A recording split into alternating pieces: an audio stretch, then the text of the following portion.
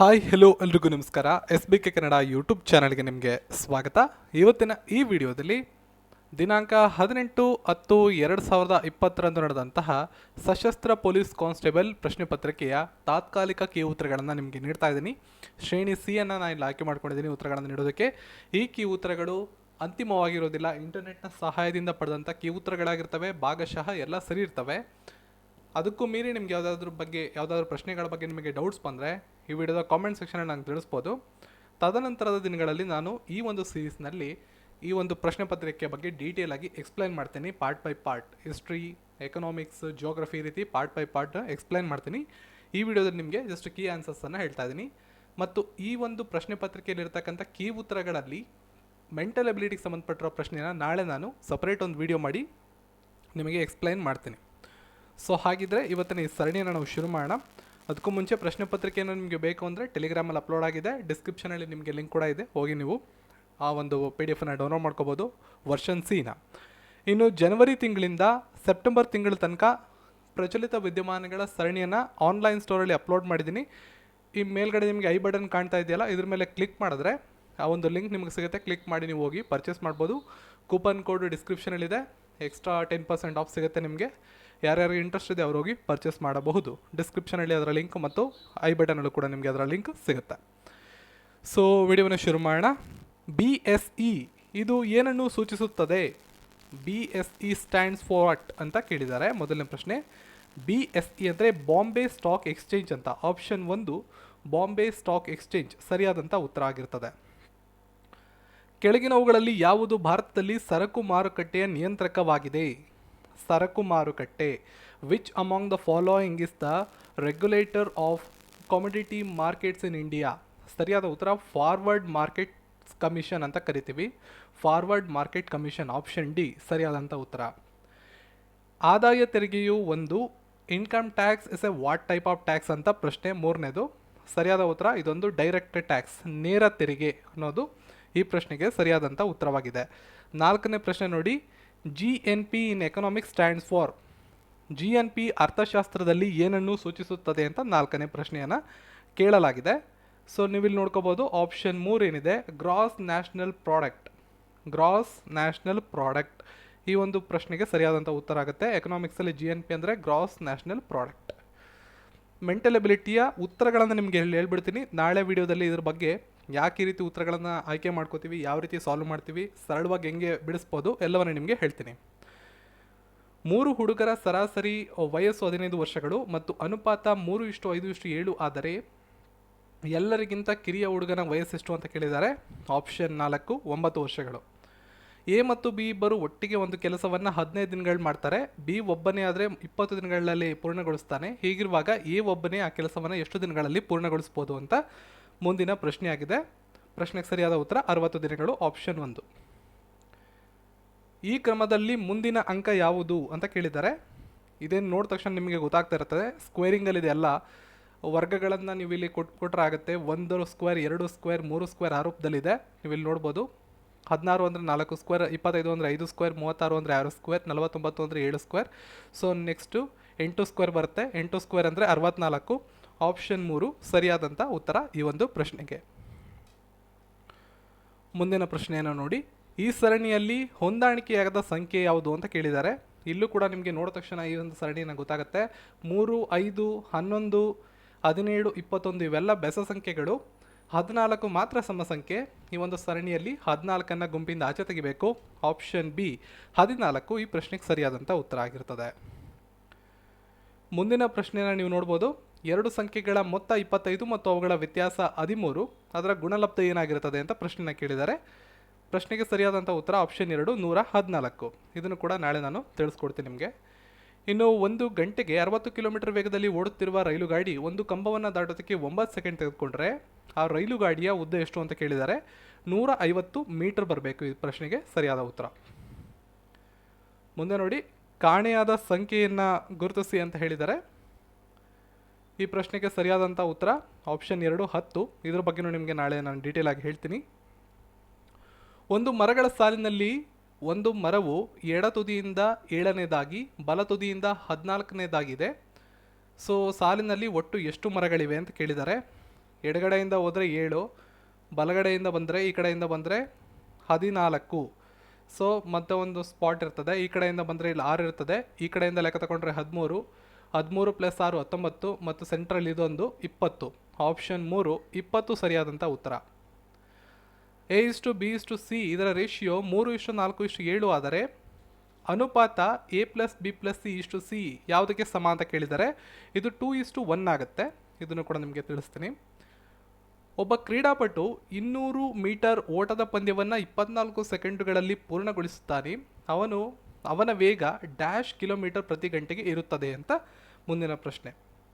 So ಈ ಒಂದು ಪ್ರಶ್ನೆಗೆ ಸರಿಯಾದಂಥ ಉತ್ತರ ಆಪ್ಷನ್ 4, 30 ಕಿಲೋಮೀಟರ್ ಪ್ರತಿ ಗಂಟೆ ವೇಗದಲ್ಲಿ ಅವನು ಈ ಒಂದು ಇದನ್ನು ಮಾಡಿರ್ತಾನೆ. ಕರ್ನಾಟಕ ರಾಜ್ಯದ ರಾಜ್ಯ ಪಕ್ಷಿ ಯಾವುದು? Which of the following is a state board of Karnataka ಅಂತ ಕೇಳಿದ್ದಾರೆ. So option 3 Indian roller, Neelakantha. Option 3 ಸರಿಯಾದಂಥ ಉತ್ತರ.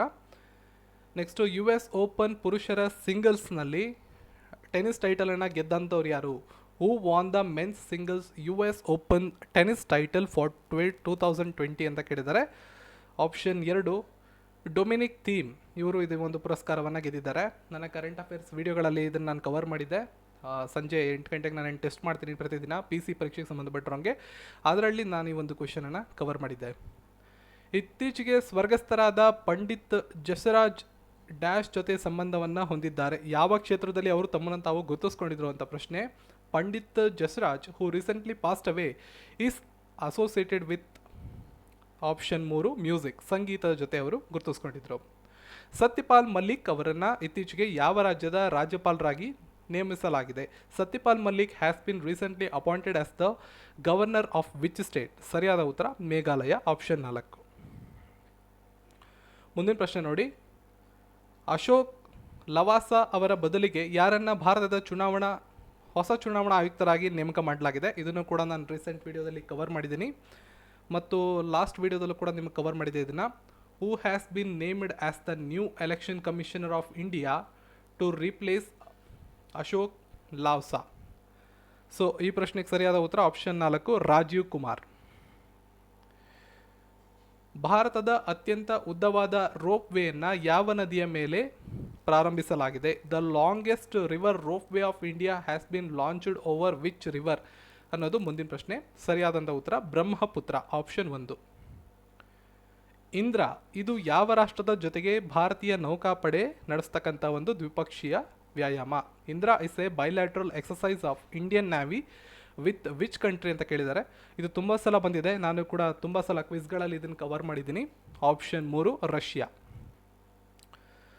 ನವೀನ ಅಭಿವೃದ್ಧಿ ಯೋಜನೆ ಮೂಲಕ ಕೃಷಿಯ ಸ್ಥಿತಿಸ್ಥಾಪಕತ್ವಕ್ಕಾಗಿ ಜಲಾನಯನ ಪ್ರದೇಶಗಳನ್ನು ಪುನಶ್ಚೇತನಗೊಳಿಸುವುದು, ಇದನ್ನು ಯಾವ ರಾಜ್ಯ ಆರಂಭಿಸಿದೆ? ಸೊ ಈ ಒಂದು ಪ್ರಶ್ನೆಗೆ ಸರಿಯಾದಂಥ ಉತ್ತರ ನಮ್ಮ ಕರ್ನಾಟಕ, ಆಪ್ಷನ್ 1 ಸರಿಯಾದಂಥ ಉತ್ತರ. ರಿವಾರ್ಡ್ ಅಂತ ಕರೀತಾರೆ ಇದನ್ನು.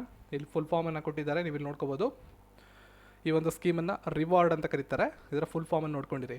ಮುಂಬರೋ ಪರೀಕ್ಷೆಗಳಲ್ಲೂ ಕೂಡ ಕೇಳುವಂಥ ಸಾಧ್ಯತೆಗಳು ಇರ್ತವೆ. ಕರ್ನಾಟಕದಲ್ಲಿ ಕೆಳಗಿನ ಯಾವ ಎಮ್ಮೆ ಓಟ ನಡೆಯುತ್ತದೆ? Which among the following buffalo race is held in Karnataka ಅಂತ ಕೇಳಿದ್ದಾರೆ. ಸೊ ನಮಗೆಲ್ಲ ಗೊತ್ತಿದೆ ಇದು ಆಪ್ಷನ್ 4 ಕಂಬಳ. ಕರ್ನಾಟಕ ರಾಜ್ಯವು ಕೋವಿಡ್-19 ಪೆಂಡಮಿಕ್ ವಿರುದ್ಧ ಹೋರಾಡಲು ಯಾವ ಮೊಬೈಲ್ ಅಪ್ಲಿಕೇಶನನ್ನು ಆರಂಭಿಸಿದೆ? ಇದಂತೂ ನಿಮಗೆ ಗೊತ್ತಿರ್ತದೆ, ಪ್ರತಿದಿನ ಮೊಬೈಲ್ಗಳಲ್ಲಿ ನಾವು ಕೇಳ್ತಾನೆ ಇರ್ತೀವಿ ಇದನ್ನು. Which mobile app has been launched by the Karnataka government to fight against ಕೋವಿಡ್-19 ಪೆಂಡಮಿಕ್? ಆಪ್ತಮಿತ್ರ ಸಹಾಯವಾಣಿ, ತುಂಬ ಸಲ ನಾವು ಕೇಳಿರ್ತೀವಿ ಇದನ್ನು. ಆಪ್ಷನ್ ಎ ಸರಿಯಾದಂಥ ಉತ್ತರ. ಏಷ್ಯಾದ ಮೊದಲ ಅಕ್ಕಿ ತಂತ್ರಜ್ಞಾನ ಉದ್ಯಾನವನ್ನು ಸ್ಥಾಪಿಸಲು ಕೆಳಗಿನ ಯಾವ ಸ್ಥಳವನ್ನು ಆಯ್ಕೆ ಮಾಡಲಾಗಿದೆ? Which place is chosen to establish the Asia's first rice technology park? ಪ್ರಶ್ನೆಗೆ ಸರಿಯಾದಂಥ ಉತ್ತರ ಆಪ್ಷನ್ 2 ಗಂಗಾವತಿ. ಭಾರತದ ನಗರಾಭಿವೃದ್ಧಿ ಸಚಿವಾಲಯದ ಮೂಲಕ ಹೊರಪಟ್ಟ ಸ್ವಚ್ಛ ಭಾರತದ ಶ್ರೇಯಾಂಕದಲ್ಲಿ ಉನ್ನತ ಸ್ಥಾನವನ್ನು ಯಾವ ನಗರದ ಪಡೆದುಕೊಂಡಿದೆ? Which city is ranked top in Swachh Bharat ranking released by the ministry of urban development India? ಸರಿಯಾದಂಥ ಉತ್ತರ ಆಪ್ಷನ್ 3 ಮೈಸೂರು. ಇತ್ತೀಚೆಗೆ ಯಾವ ಅರಬ್ ರಾಷ್ಟ್ರ ಇಸ್ರೇಲ್ ಜೊತೆ ಶಾಂತಿ ಒಪ್ಪಂದವನ್ನು ಮಾಡಿಕೊಂಡಿದೆ? Recently which Arab country signed peace deal with Israel? ಸರಿಯಾದ ಉತ್ತರ United Arab Emirates. Option 3 UAE ಸರಿಯಾದಂಥ ಉತ್ತರ. ಕರ್ನಾಟಕ ರಾಜ್ಯದ ಮೊದಲ ರಾಜ್ಯಪಾಲರು ಯಾರು? Who was the first governor of Karnataka state? So ನಿಮಗಿದು ಗೊತ್ತಿರುತ್ತೆ, ಜಯಚಾಮರಾಜೇಂದ್ರ ಒಡೆಯರ್. ಆಪ್ಷನ್ ಎ ಸರಿಯಾದ ಉತ್ತರ. ಕುದುರೆಮುಖ ರಾಷ್ಟ್ರೀಯ ಉದ್ಯಾನವನ ಕೆಳಗಿನ ಯಾವ ಸ್ಥಳದಲ್ಲಿದೆ? ಇದನ್ನು ನನ್ನ ಕ್ವಿಜ್ಗಳಲ್ಲಿ ನಾನು ಕವರ್ ಮಾಡಿದ್ದೀನಿ. ನಮ್ಮ ವೆಬ್ಸೈಟ್ನಲ್ಲಿ ಕೊಡ್ತಕ್ಕಂಥ ಕ್ವಿಝಲ್ಲಿ ಕ್ವಶನ್ ನಾನು ಕವರ್ ಮಾಡಿದ್ದೀನಿ. ಕುದುರೆಮುಖ ರಾಷ್ಟ್ರೀಯ ಉದ್ಯಾನವನ ಯಾವ ಜಿಲ್ಲೆಯಲ್ಲಿ ಕಂಡುಬರುತ್ತದೆ? ಸರಿಯಾದ ಉತ್ತರ ಚಿಕ್ಕಮಗಳೂರು ಜಿಲ್ಲೆಯಲ್ಲಿ ಅದು ಕಂಡುಬರ್ತದೆ. ಈ ಕ್ವೆಶನ್ ತುಂಬ ಸಲ ರಿಪೀಟ್ ಆಗಿದೆ, ಮುಂಬರುವ ಪರೀಕ್ಷೆಗಳಲ್ಲೂ ಕೂಡ ರಿಪೀಟ್ ಆಗ್ಬೋದು. ಅಂಚಿ ರಾಷ್ಟ್ರೀಯ ಉದ್ಯಾನವನ ಯಾವ ಜಿಲ್ಲೆಯಲ್ಲಿ ನೆಲೆಸಿದೆ? ಸೊ ಸರಿಯಾದ ಉತ್ತರ ಉತ್ತರ ಕನ್ನಡ. ಜಗಳ ಮುಕ್ತ ಆಡಳಿತಕ್ಕಾಗಿ ಯಾವ ರಾಜ್ಯ ಸರ್ಕಾರ ಸೇವಾ ಸಿಂಧು ಎಂಬ ಡಿಜಿಟಲ್ ಪ್ಲಾಟ್ಫಾರ್ಮನ್ನು ಆರಂಭ ಮಾಡಿದೆ? Which state government has launched digital platform ಸೇವಾ ಸಿಂಧು ಫಾರ್ ಹ್ಯಾಶಲ್ ಫ್ರೀ ಗವರ್ನೆನ್ಸ್? ಸರಿಯಾದ ಉತ್ತರ ನಮ್ಮ ಕರ್ನಾಟಕ. ಆಪ್ಷನ್ 4 ಸರಿಯಾದಂಥ ಉತ್ತರ. ಇತ್ತೀಚಿನ ಸಮಾಚಾರದಲ್ಲಿದ್ದ ನುಬ್ರಾ ವ್ಯಾಲಿ ಯಾವ ರಾಜ್ಯ ಅಥವಾ ಯೂನಿಯನ್ ಅಂದರೆ ಕೇಂದ್ರಾಡಳಿತ ಪ್ರದೇಶದಲ್ಲಿ ಕಂಡುಬರ್ತದೆ? Nubra valley which is in news recently is located in which state or union territory? So ಈ ಒಂದು ಪ್ರಶ್ನೆಗೆ ಸರಿಯಾದಂಥ ಉತ್ತರ ಆಪ್ಷನ್ 4 ಯೂನಿಯನ್ ಟೆರಿಟರಿ ಆದಂತಹ ಲಡಾಖ್ ಅಂದರೆ ಕೇಂದ್ರಾಡಳಿತ ಪ್ರದೇಶ ಲಡಾಖಲ್ಲಿ ಇದು ಕಂಡುಬರ್ತದೆ. ಇತ್ತೀಚೆಗೆ ಯಾರನ್ನ ರಾಷ್ಟ್ರೀಯ ನಾಟಕ ಶಾಲೆಯ ಅಧ್ಯಕ್ಷರನ್ನಾಗಿ ಆಯ್ಕೆ ಮಾಡಲಾಗಿದೆ? ನೋಡಿ, ಈ ಪ್ರಶ್ನೆಯನ್ನು ನಾನು ನಮ್ಮ ಕ್ವಿಝಲ್ಲಿ ನೈಟ್ ನಾನು ಪ್ರತಿದಿನ ನಡೆಸಿದ ಆ ಕ್ವಿಝಲ್ಲಿ ಕವರ್ ಮಾಡಿದ್ದೆ ಮತ್ತು ರೀಸೆಂಟ್ ಇದರಲ್ಲೂ ಕೂಡ ಲಾಸ್ಟ್ ವಿಡಿಯೋ ಏನು ಮಾಡಿದೆ ಅದರಲ್ಲೂ ಕೂಡ ಕವರ್ ಮಾಡಿದ್ದೆ ನಾನು ಈ ಕ್ವೆಶನನ್ನು. ಪರೇಶ್ ರಾವಲ್ ಅವರನ್ನು ನ್ಯಾಷನಲ್ ಸ್ಕೂಲ್ ಆಫ್ ಡ್ರಾಮಾದ ಚೇರ್ಮನ್ ಆಗಿ ಆಯ್ಕೆ ಮಾಡಲಾಗಿದೆ. ಆಪ್ಷನ್ 4 ಸರಿಯಾದ ಉತ್ತರ. ಭಾರತದ ಮೊದಲ ಸಂಯೋಜಿತ ವಾಯು ಆಂಬ್ಯುಲೆನ್ಸ್ ಸರ್ವಿಸನ್ನು ಯಾವ ನಗರದಲ್ಲಿ ಇತ್ತೀಚೆಗೆ ಆರಂಭ ಮಾಡಲಾಯಿತು? India's first integrated air ambulance service was launched at which city ಅಂತಂದು ಮುಂದಿನ ಪ್ರಶ್ನೆ. ಸೊ ನಮ್ಮ ಬೆಂಗಳೂರು ಇದಕ್ಕೆ ಸರಿಯಾದಂಥ ಉತ್ತರ. ಯಾವ ರಾಜ್ಯ ಭಾರತದ ಮೊದಲ ರಾಷ್ಟ್ರೀಯ ಮಹಿಳಾ ವ್ಯಾಪಾರ ಕೇಂದ್ರವನ್ನು ಆರಂಭ ಮಾಡಿದೆ? Which state is going to launch India's first international women's trade centre ಅನ್ನೋದು ಮುಂದಿನ ಪ್ರಶ್ನೆ. ನಮ್ಮ ನೆರೆಯ ಕೇರಳ ಈ ಪ್ರಶ್ನೆಗೆ ಸರಿಯಾದಂಥ ಉತ್ತರ ಆಪ್ಷನ್ ಸಿ ಕೇರಳ. ಶ್ರೀಲಂಕಾದ ರಾಜಧಾನಿ which is the capital of Sri Lanka? So Colombo. Option 2 ಸರಿಯಾದಂಥ ಉತ್ತರ. ನೆಕ್ಸ್ಟು ತಿಯಾನ್ವೆನ್ 1 ಯಾವ ರಾಷ್ಟ್ರದ ಸಾಮೂಹಿಕ ನಿಯೋಗ? Tianwen 1 is the Mars mission of which country ಅನ್ನೋದು ಮುಂದಿನ ಪ್ರಶ್ನೆಯಾಗಿದೆ. ಸೊ ಕೆಳಕೊಟ್ಟಿರೋ ಆಪ್ಷನ್ಗಳಲ್ಲಿ ಸರಿಯಾದಂಥ ಉತ್ತರ ಆಪ್ಷನ್ 1 ಚೀನಾ. ಹಾರ್ನ್ಬಿಲ್ ಫೆಸ್ಟಿವಲ್ ಯಾವ ರಾಜ್ಯದಲ್ಲಿ ಆಚರಿಸಲಾಗ್ತದೆ? ಈ ಪ್ರಶ್ನೆಯನ್ನು ನಾನು ತುಂಬ ಸಲ ನನ್ನ ಕ್ವಿಜ್ಗಳಲ್ಲಿ ಕವರ್ ಮಾಡಿದ್ದೀನಿ, ಯಾಕಂದರೆ ಈ ಪ್ರಶ್ನೆ ತುಂಬ ಪ್ರಶ್ನೆ ಪತ್ರಿಕೆಗಳಲ್ಲಿ ರಿಪೀಟ್ ಆಗಿದೆ. ಇದು ಮುಂಬರುವಂಥ PC ಪರೀಕ್ಷೆಗಳಲ್ಲೂ ಕೂಡ ರಿಪೀಟ್ ಆಗುತ್ತೆ. ಸರಿಯಾದ ಉತ್ತರ ನಾಗಾಲ್ಯಾಂಡ್. ಆಪ್ಷನ್ 2. ಸಾಗರ ಮಾಹಿತಿ ಸೇವೆಗಳಿಗಾಗಿ ಭಾರತೀಯ ರಾಷ್ಟ್ರೀಯ ಕೇಂದ್ರ ಯಾವ ನಗರದಲ್ಲಿದೆ? The Indian national centre for ocean information service INCOIS ಅಂತ ಕರಿತೀವಿ. Is located in which country ಅಂತ ಕೇಳಿದ್ದಾರೆ. ಇದು ಹೈದರಾಬಾದಲ್ಲಿ ಕಂಡು ಬರ್ತದೆ. ಆಪ್ಷನ್ 2. ಕೊಂಕಣ ಕರಾವಳಿ ಡ್ಯಾಶ್ಗಳ ನಡುವೆ ವಿಸ್ತರಿಸಿದೆ. The Konkan cost stretches between this two ಅಂತ ಕೇಳಿದ್ದಾರೆ. ಗೋವಾ ಮತ್ತು ಕೊಚ್ಚಿ. ಆಪ್ಷನ್ 3. ಯಾವ ಕೇಂದ್ರಾಡಳಿತ ಭಾರತದ ಯಾವ ರಾಜ್ಯಕ್ಕೆ ಅತಿ ದೊಡ್ಡ ಕರಾವಳಿ ಇದೆ ಅಂತ ಮುಂದಿನ ಪ್ರಶ್ನೆ ಕೇಳಿದ್ದಾರೆ. Which state has the largest coast line in India? Option 1 Gujarat. ಸರಿಯಾದಂಥ ಉತ್ತರ. ಕೆಳಗಿನ ಯಾವ ಅಕ್ಷಾಂಶ ಭಾರತದ ಮೂಲಕ ಹಾದು ಹೋಗುತ್ತದೆ? Which of the following latitudes passes through India? So option 4 tropic of cancer ಅಂದರೆ ಕ್ಯಾನ್ಸರ್ ಉಷ್ಣವಲಯ. ಆಪ್ಷನ್ 4 ಈ ಪ್ರಶ್ನೆಗೆ ಸರಿಯಾದಂಥ ಉತ್ತರ tropic of cancer. McMahon line demarcates the boundary between. McMahon line ಯಾವ 2 ದೇಶಗಳ ನಡುವಿನ ಗಡಿಯನ್ನು ಗುರುತಿಸುತ್ತದೆ? ಭಾರತ ಮತ್ತು ಚೀನಾ. ಭಾರತ ಚೀನಾ. ಆಪ್ಷನ್ 2 ಸರಿಯಾದ ಉತ್ತರ. ನೋಡಿ, ಭಾರತ ಚೀನಾ, ಭಾರತ ಪಾಕಿಸ್ತಾನ ಮತ್ತು ಭಾರತ ಬಾಂಗ್ಲಾದೇಶ, ಭಾರತ ಮತ್ತು ಶ್ರೀಲಂಕಾ ಇದ್ರ ಬಗ್ಗೆ ಪದೇ ಪದೇ ಎಕ್ಸಾಮಲ್ಲಿ ರಿಪೀಟ್ ಆಗಿ ಪ್ರಶ್ನೆಗಳನ್ನು ಕೇಳ್ತಿರ್ತಾರೆ. ಕಾವೇರಿ ನದಿ ಡ್ಯಾಶ್ ಕಡೆಗೆ ಹರಿಯುತ್ತದೆ? The Kaveri river flows from. ಎಲ್ಲಿಂದ ಎಲ್ಲಿಗೆ ಹರಿಯುತ್ತದೆ ಅಂತ ಕೇಳಿದ್ದಾರೆ. ನಮ್ಮ ಕರ್ನಾಟಕದಿಂದ ತಮಿಳುನಾಡು. Option 2 Karnataka to Tamil Nadu. ಲಕ್ಷದ್ವೀಪದ ರಾಜಧಾನಿ, ದ ಕ್ಯಾಪಿಟಲ್ ಆಫ್ ಲಕ್ಷದ್ವೀಪ, ಒಂದು ಯೂನಿಯನ್ ಟೆರಿಟರಿ, ಕೇಂದ್ರಾಡಳಿತ ಪ್ರದೇಶ. ಆಪ್ಷನ್ 4 ಕವರಟ್ಟಿ. ಕೇಂದ್ರಾಡಳಿತ ಪ್ರದೇಶಗಳ ಬಗ್ಗೆ ಸ್ವಲ್ಪ ಗಮನ ಇರಬೇಕು, ಅದರ ಬಗ್ಗೆ ನಿಮಗೆ ಪ್ರಶ್ನೆಗಳನ್ನು ಕೇಳ್ತಕ್ಕಂಥ ಸಾಧ್ಯತೆಗಳು ಹೆಚ್ಚಿರ್ತವೆ. ಗೋಲ್ ಗುಂಬಜ್ ಡ್ಯಾಶ್ನಲ್ಲಿದೆ, ಎಲ್ಲಿ ಕಂಡು ಬರುತ್ತೆ ಅಂತ ಕೇಳಿದ್ದಾರೆ. Gol Gumbaz is located in Vijayapura. ಯಾವ ನದಿಯಲ್ಲಿ ಜೋಗ್ ಫಾಲ್ಸ್ ಇದೆ? On which river is Jog falls located? So ತುಂಬ ಜನ ಗೊತ್ತಿರ್ತಿದ್ದು ಆಪ್ಷನ್ 3 ಶರಾವತಿ. ಮುಂದಿನ ಪ್ರಶ್ನೆಗೆ ಹೋಗೋಣ. ಕಪ್ಪು ಮಣ್ಣು ಡ್ಯಾಶ್ ಬೆಳೆಯಲು ಹೆಚ್ಚು ಸೂಕ್ತವಾಗಿದೆ. ಕೆಳಗೆ ಒಂದು 4 ಆಪ್ಷನ್ಸ್ ಕೊಟ್ಟಿದ್ದಾರೆ. Black soil is most suitable for growing of what? ಕೆಳಗೆ ಕೊಟ್ಟಿರೋದ್ರಲ್ಲಿ ಸರಿಯಾದ ಉತ್ತರ ಕಾಟನ್. ಹತ್ತಿಯನ್ನು ಬೆಳೆಯೋದಕ್ಕೆ ಕಪ್ಪು ಮಣ್ಣು ಮೋಸ್ಟ್ ಸೂಟಬಲ್. ದೇವಬಾಗ್ ಬೀಚ್ ಕೆಳಗಿನ ಯಾವ ಸ್ಥಳದಲ್ಲಿ ಕಂಡುಬರುತ್ತದೆ? Devbag beach is located in which of the following? ಸರಿಯಾದ ಉತ್ತರ ಕಾರವಾರ, ಆಪ್ಷನ್ 1. ಭಾರತದ ಮಲ್ಬೆರಿ ರೇಷ್ಮೆಯು ಪ್ರಮುಖ ಉತ್ಪಾದಕ. ಸೊ ಯಾವ ಒಂದು ಕೆಳಕೊಟ್ಟಿರತಕ್ಕಂಥ 4 ಆಪ್ಷನ್ಗಳಲ್ಲಿ ಕೇಂದ್ರಾಡಳಿತ ಪ್ರದೇಶ ಅಥವಾ ರಾಜ್ಯ ಮಲ್ಬೆರಿ ರೇಷ್ಮೆಯನ್ನು ಉತ್ಪಾದನೆ ಮಾಡುತ್ತೆ? The major producer of mulberry silk of India is Karnataka, option 3. Rabi ಬೆಳೆಯನ್ನು ಡ್ಯಾಶ್ನಲ್ಲಿ ಬಿತ್ತನೆ ಮಾಡಲಾಗುತ್ತದೆ.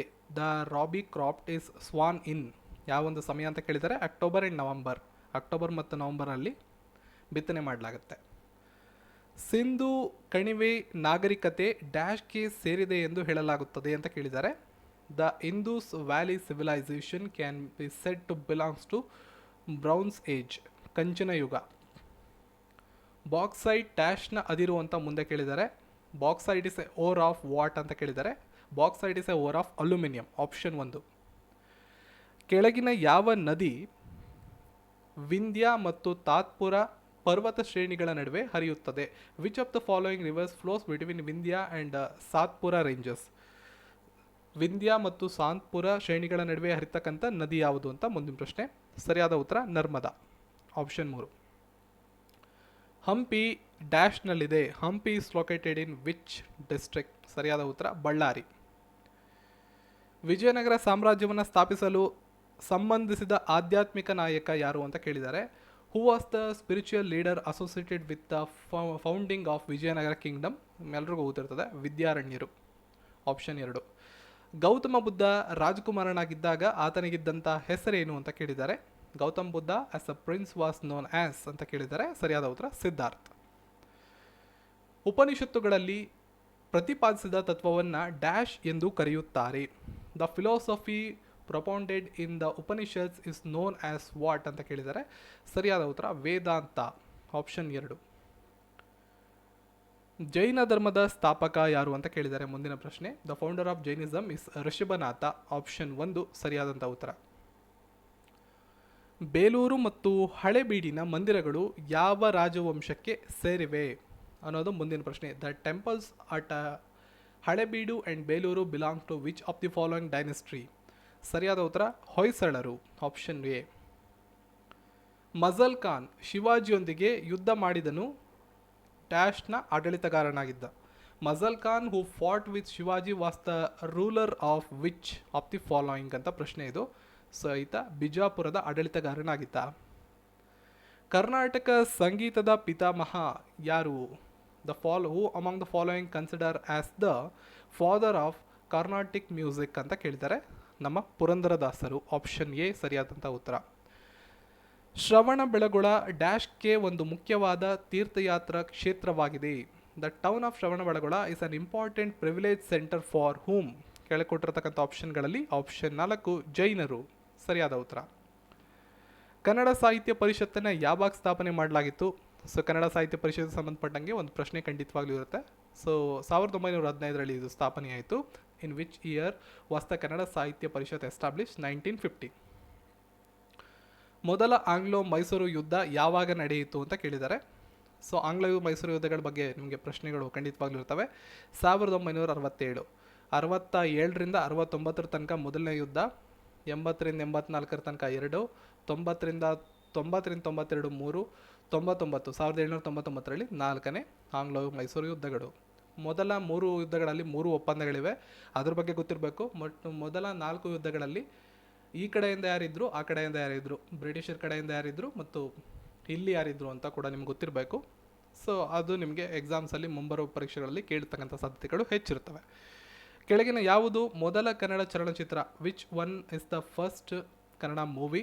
ಸತಿ ಸುಲೋಚನಾ, ಆಪ್ಷನ್ 3 ಸರಿಯಾದಂಥ ಉತ್ತರ.